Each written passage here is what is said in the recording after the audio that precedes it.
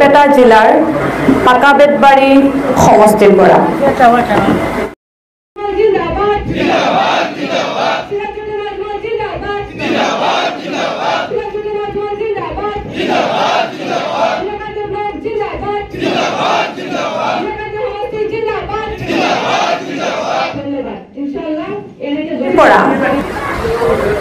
বা যেটো সমষ্টিক প্ৰতিনিধিত্ব কৰে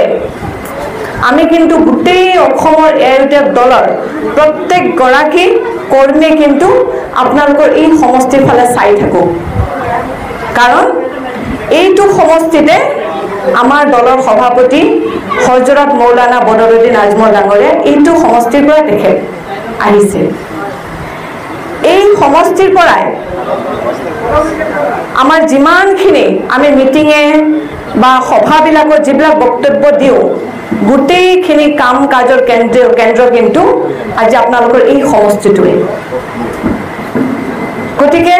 আপোনালোকৰ চাগে গৌৰৱ অনুভৱ হয় যে আপোনালোকে বিনাকান্দি সমষ্টিৰ সেই গৌৰৱময় সমষ্টি এটাৰ আপোনালোকে একোগৰাকী এআইইউডিএফ দলৰ কৰ্মী হয়নে আৰু মোৰো আজি নিজকে বহুত ভাল লাগি আছে যে আজি এআইইউডিএফ দলৰ কেন্দ্ৰীয় সমিতিৰ ফালৰ পৰা কাৰ্যকাৰী সভাপতি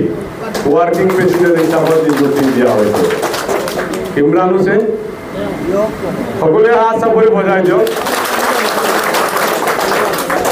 ধন্যবাদ ইমৰান হোসেন আমাক ইয়াৰ ভাষণত কৈছে যে কাম কৰিলে আপুনি জাগা পাব কাম কৰিলে আপুনি আগুৱাই যাব গতিকে মই সকলো নিৰ্বাচিত সদস্য পদবীধাৰী আমাৰ কমিটিৰ তৰফৰ পৰা সংগঠনৰ ক্ষেত্ৰত সমগ্ৰ অসমৰ এআইইউডিএফ দলে যাতে সেইখিনি গ্ৰহণ কৰে বা হিমানখিনিলৈকে আপোনালোকৰ সংগঠন অনাগত দিনত আগবঢ়াই লৈ যাব বুলি মই আশা কৰিছো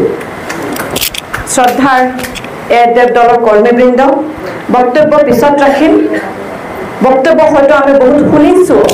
বা দিছেও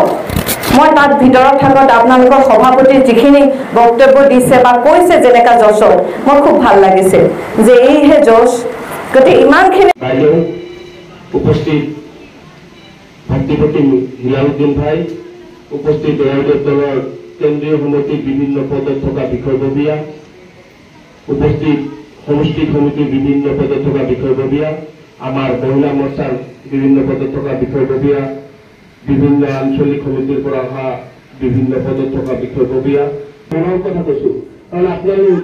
দলটোৰ জন্মৰ পৰাই আপোনালোকে এই দলৰ মানে আমাৰ এআইইউডিএফ দলৰ দখলত